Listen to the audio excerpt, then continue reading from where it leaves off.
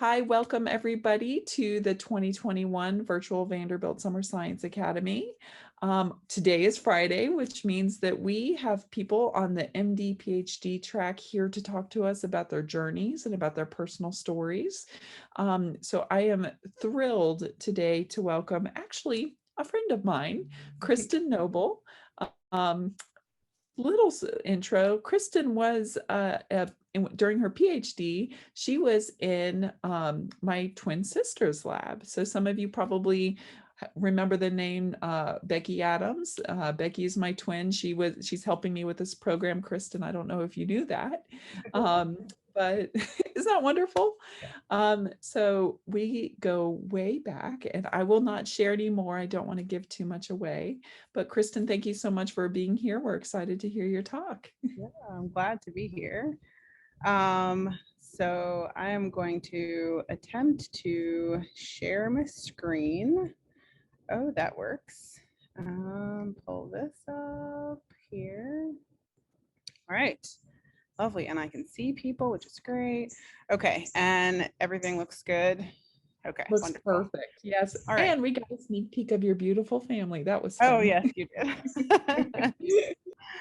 All right, so excited to be here today just to talk about who I am and where I've been and maybe where I'm going. um, please feel free to stop with questions. I know there's time for questions at the end, but I'm happy to take questions along the way if things come up. Burning questions, feel free to jump right in. Okay.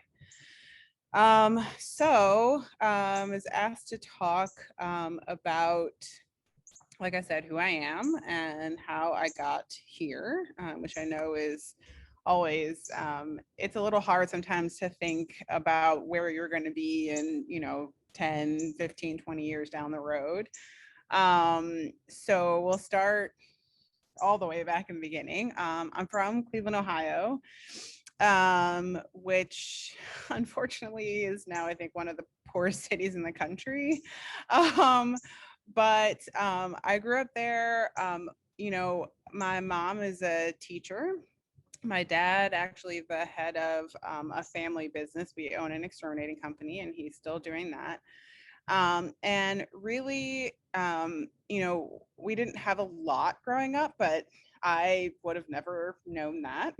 My parents really did a great job of helping us be appreciative of what we had and just to focus on just the all the good things that we had going on for us. The reason I put this here, one thing I will say is that from a really early age, my mom made it very clear to me that I should really just do what I love and that nothing should stop me from doing that. I mentioned she's a teacher, and she is an amazing teacher. She teaches elementary school. But when she was growing up, she's a first generation college graduate, and her options were limited. So when she went to school, she kind of had the option of being a teacher or like doing something else that she was not really interested in doing at all. She didn't have the choice to even think about other things that she may have been interested in, and she tried really hard to make sure that I had exposure to anything that I could possibly want to do growing up, which I really appreciate. And I think it's helped me just dream big. So I am not an only child. I don't have a twin, but I have a younger sister who happened to come along 11 years later, right? So I say I'm not an only child, but I was like, who is this? What is this thing that's taken over my parents' time? Um, so my sister was born again when I was 11. So I vividly remember really the whole story. And part of that story is that she came early. My grandpa came to pick me up. He ran every red light that we encountered, and I was horrified because I was very much like a rule follower, and I knew something was wrong. And we got to the hospital. The delivery went okay, but my sister did come out and had some trouble breathing. She wasn't so early that she should have necessarily had trouble breathing, but she did, and ended up needing some support. So she had to be on a little bit of oxygen, and they were really worried that she had some kind of infection. To be perfectly honest, I don't know the details at all of that story, of what that was, because trying to get my parents to recount that to me isn't easy. They really didn't know what was going on. They just knew she had to be on antibiotics, and she ended up staying in the NICU for about 2 weeks, which now I know is like nothing. But when you're in that situation, it's really scary. That was the first time I'd ever seen my father cry. And that was my first introduction really to the NICU, which will matter later down the road. And honestly, I think to this day does shape how I view my interactions with patients and families. Just helps to keep me to remind me that this can be, and most likely is, one of the worst times in people's lives, and to keep that in mind when you're engaging with parents, that they're stressed and scared, and how you interact with them matters. Speaking of opportunities and dreaming big, my mom had me, again, like I said, try out everything I could think of that I wanted to be involved in. And I, much to her dismay, chose ice skating. I ice skated competitively for 8 years. I was also on a precision team, which I don't even know if they do those anymore, but ice skating meant that I woke up at 5 o'clock every morning. I ice skated from 5:30 to 7:30 before school, went to school, and then came home and try to get homework done. And then we always had, like, you had to take ballet class and strength training class and all this extra stuff. So I started that at 8, and I kept doing that until I was about 17, almost 17. Through high school, which is when I decided that 5 a.m. was not going to be what I was going to do.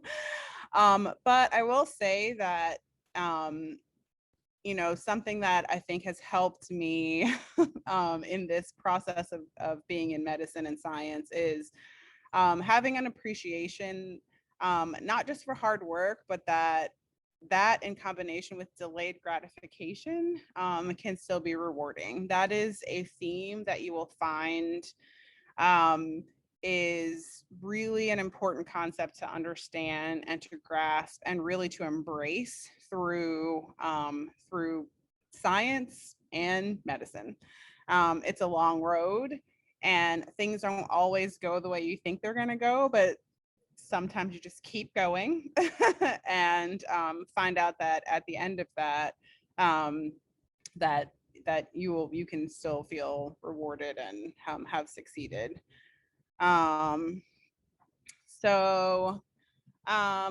My journey really to medicine, I'd say, started really right before I was going to come to college. So I came to Vanderbilt actually for undergrad. And before that, we have a close family friend who's an orthopedic surgeon. And I started as just a shadowing sort of opportunity. My senior year in high school, we had to do this senior project. And I ended up working with him, got to go into the operating room. I didn't get to touch anything, but I got to see what he did, which was amazing. I found medicine interesting. I think probably at that point that surgery was not going to be what I wanted to do, but was fascinated at least by, the ability to help somebody, and really trying to understand how the science behind that worked. So came to Vanderbilt, actually managed the women's basketball team while I was here for the first 3 years. And decided to stop doing that so that I could try to get into a lab my senior year. So this is where the path doesn't always end up linearly, right? So I was going to get into a lab, apply, have some research experience, apply to med school, right out of undergrad, go straight through. It was going to be great. So my senior year, so as a basketball manager, I couldn't be in the lab because I was never in town. So that's why I ended up stopping that. So senior year, I stopped doing that and met with somebody to join her lab at the end of my junior, actually, so I could do it senior year. I was reading papers. I was reading papers all summer long that I didn't understand really at all. I had no idea what I was going to be doing. I was completely clueless and but was really excited and eager to learn. Unfortunately, I did not know that the PI I was supposed to work with was struggling with cancer. She ended up passing away actually that August of my senior year. And I don't know how things work now, but back then, I won't say when then was, but back then, it was not so easy as an undergrad to find a lab that was willing to sort of take an undergrad with absolutely no experience. And I was not able to get into another lab senior year. So finished college and when you're on the, well, when we were on the sort of pre-med track, you had to meet with your pre-med advisor. Again, this is a while ago, but at the time I met with him, I think I met with him like one sophomore year and then at the end, and he advised me to maybe think about something other than medicine. That was hard to hear and certainly did help change my plans at that point. We can talk another time about all the intricacies of that conversation, but just to say that I decided not to apply to medical school right out of undergrad. I went home and back to Cleveland and decided to try to see if I really did like science. So since I didn't get into lab as a senior, I actually went to be a research assistant for 2 years at Case right after undergrad. So I did that as in a neuroscience lab, studying how a certain protein in the brain changes the sort of ability of neurons to change what they're doing. So that was really interesting. While I was there, I found a mentor, really, which was my first, I think, real experience with a mentor. As I didn't really have one, I think, in undergrad. I think that was one of the drawbacks of being the manager of the basketball team, is just that I didn't really have a chance to really connect with someone in a sort of mentor-mentee role. And so that was really, I think that was the first time I found a mentor, was after college. And he helped me sort of get over the advice that I had received from my pre-med advisor and go ahead and apply to medical school, which I did. So I applied to Meharry and was accepted 2 years after undergrad, and thought, I'm gonna go to med school. I'll find some research to do, because I did know after those 2 years that I wanted to do research, but the plan at that point was 4 years of med school, residency, fellowship, just keep going. So I went and talked to the head of the grad school in Meharry, about trying to find some research to do. And she encouraged me to think about doing an MD-PhD. I did not know what the heck that was. I didn't even know those programs existed. And was surprised that that was even an option.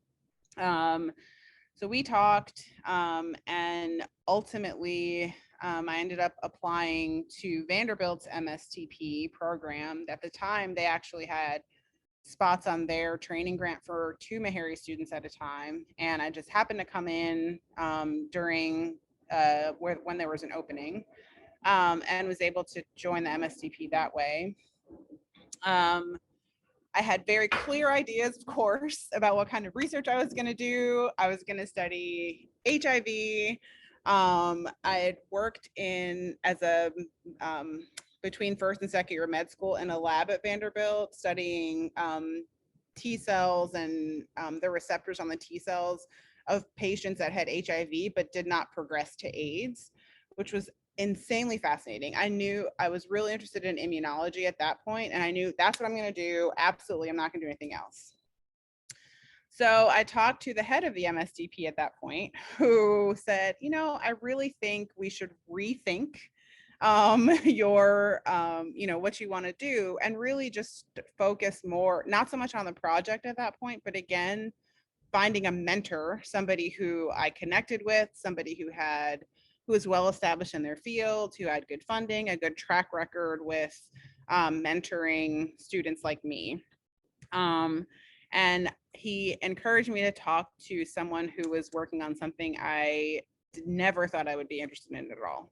And so the lab I ended up working in was using yeast as a model organism and really studying very basic cell biology mechanisms of how RNA gets out of the nucleus in eukaryotic cells. Which again, never thought that I'd end up there, but I did that. It was amazing. I learned lots of basic cell biology, which still to this day serves me well. And I found a mentor who is still a mentor to me, and I think will be a mentor really for the rest of my life, who actually just went to a farewell party for her. She's leaving to go be at Wake Forest. All right, so I, after that, did sort of traditionally follow went to med school, then decided to do a pediatrics residency, and then decided to do a NICU fellowship, partly encouraged by my experience, I think, in the NICU with my sister. Also, one of my best friends actually did have a really premature baby.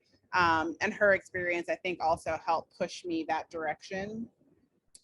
In combination with, sorry, that's a helicopter I'm outside, if you hear that. But that in combination with my interest in wanting to pursue research that would just give me a lot of options. So I knew I did decide I wanted to get back to immunology, even though I abandoned that in grad school. The NICU just provided an opportunity that didn't sort of pigeonhole the type of research I wanted to do, and it narrowed the population of patients I'd be focused on, but I knew that I could incorporate any model organism, any cell system, any of those things with to study what things that are happening for NICU babies. Importantly, along this journey, a lot of people, it's a long journey. I started med school in 2005 and finished fellowship this past June. So I'm finally faculty as of July 1st. So you guys do the math on that one. But a lot of people, wonder if it's worth that time because they're worried about life not going forward as you move through that.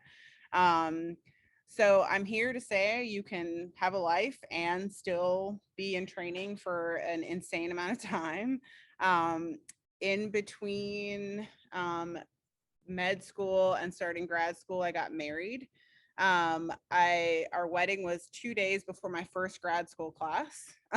So we got married on Saturday, class started on Monday. And we went on a honeymoon that was delayed probably like 8 years later, but it was fine. It's all good.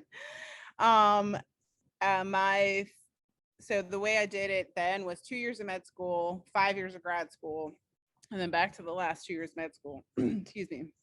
And I had my daughter my third year of med school, so after grad school. And I love to bake, hence the her in a mixing bowl. And then we managed to graduate, and med school and grad school. And I say we because at that point we had, this is a journey that's really important to have support. And my husband and daughter have been the reason why I'm still going. Went to residency at UT Memphis, UT Health Science Center in Memphis, worked at Le Bonheur in St. Jude. And we decided, like, let's go ahead and have our second child then. Why not? And so had my son as a resident. And we have survived to and through fellowship now. And I did want to say, because I didn't mention before, that one of the reasons that, or one of the things you should consider when you're thinking about what you want to do is the type of lifestyle you want to live, because that will matter to you when you have a family, and you're trying to decide what path to take. And I will say that being in research, it's stressful, it never goes away, you're always on, that kind of thing. But there is a lot of flexibility with your time, and really, if anything, last year taught me that it's important to have that kind of flexibility. My kids were home, not in school, and I was still able to move forward with the work that I've been doing. All right, so let's talk about the work a little bit. I don't know how much, probably, am I out of time? Oh, this is so wonderful. We've got about 10 minutes left, Okay, but I'll move quickly, and then I'll try and do this in 5 minutes, and we'll leave some time for questions. All right, awesome.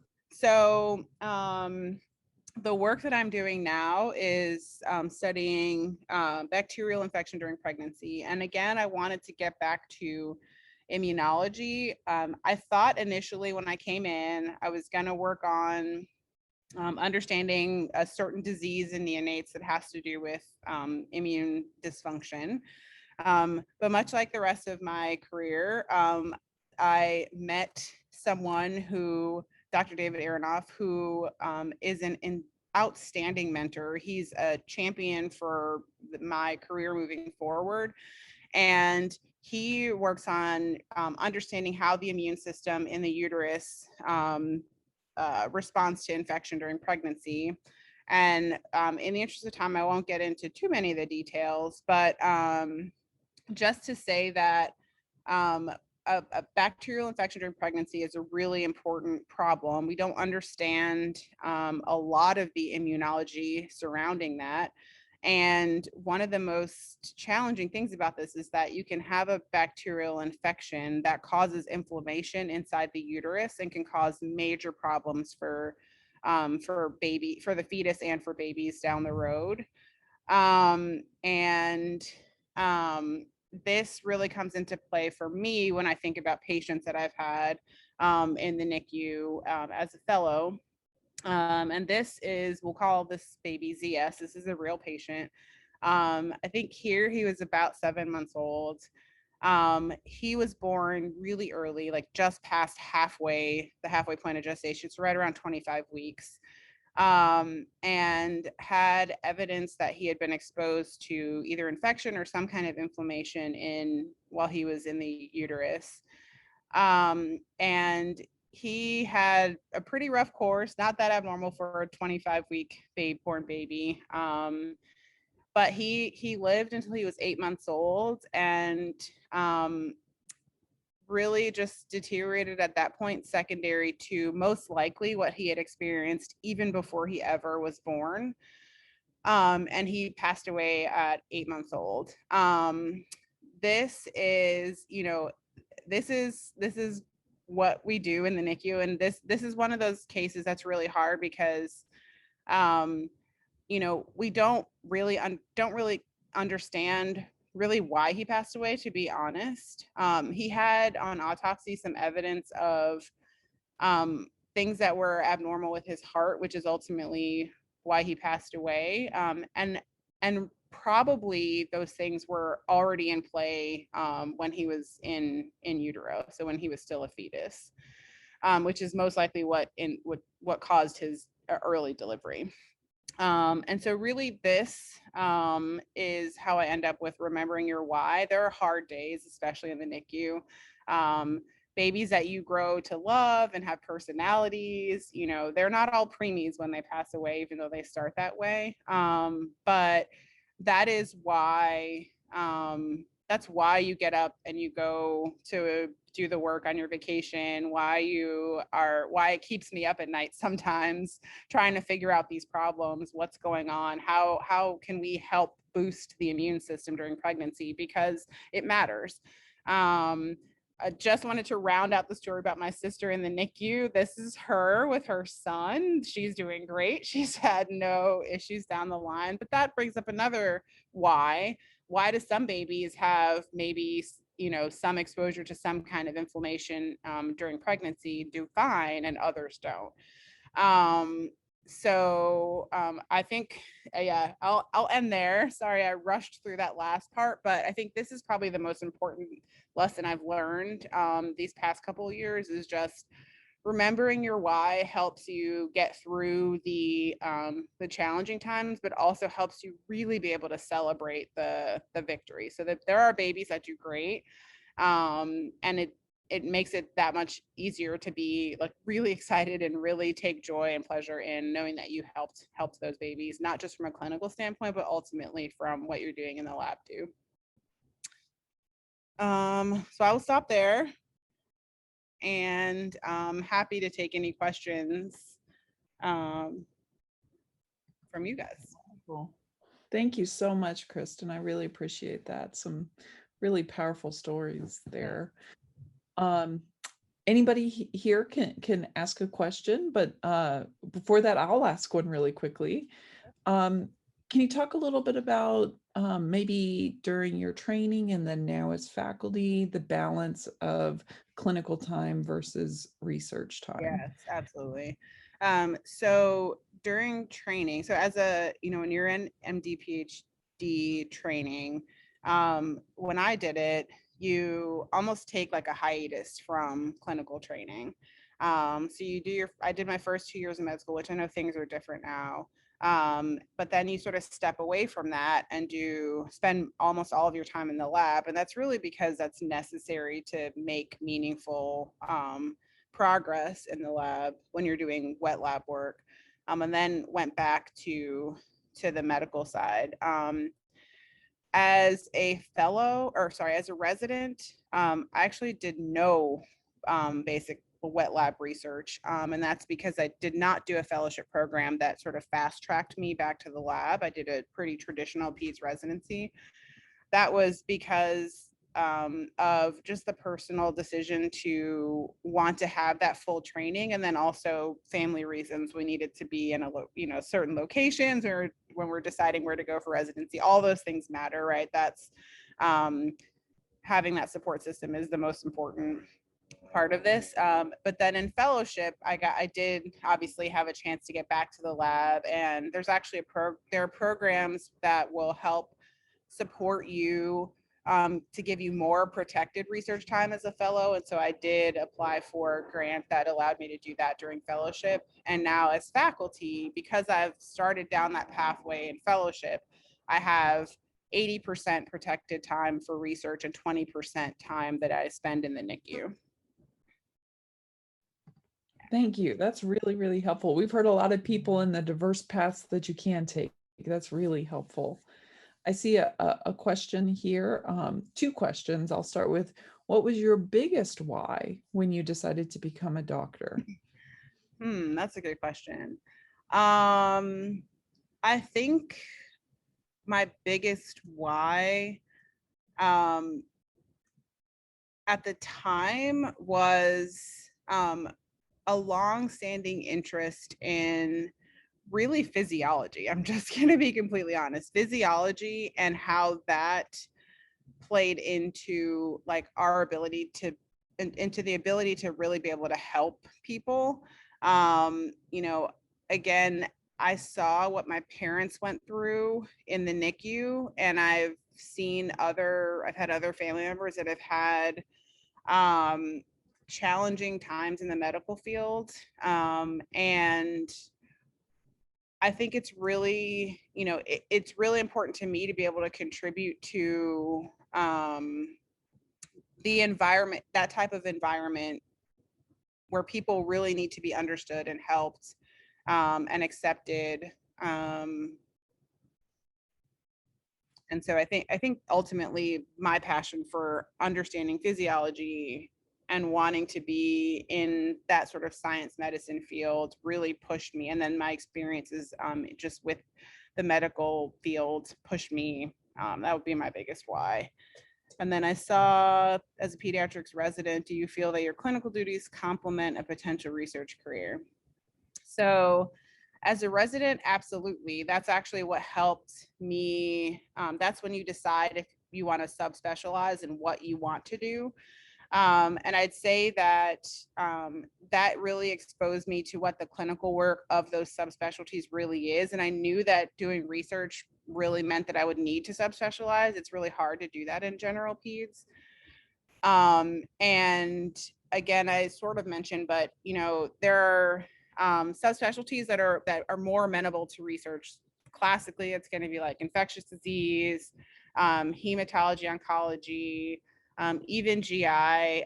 But I was really interested in bridging maybe all of, not being sort of pinholed into just studying ID or just studying one of those things. And the NICU really is a wide open field from a research standpoint, and would give me the opportunity to explore any of those things if that's where my research path took me. Thank you. Yeah, sure. Great questions. Yeah. Thank you, guys. Thank you, Kristen. It was just wonderful to see you again, and just even to hear more about, I knew some of your story, but not all of it. Thank you so much for sharing. Sure, no problem. Check out our website to find recordings of all of our videos. We'll get them posted about a week after each of the presentations. We can't wait to see you.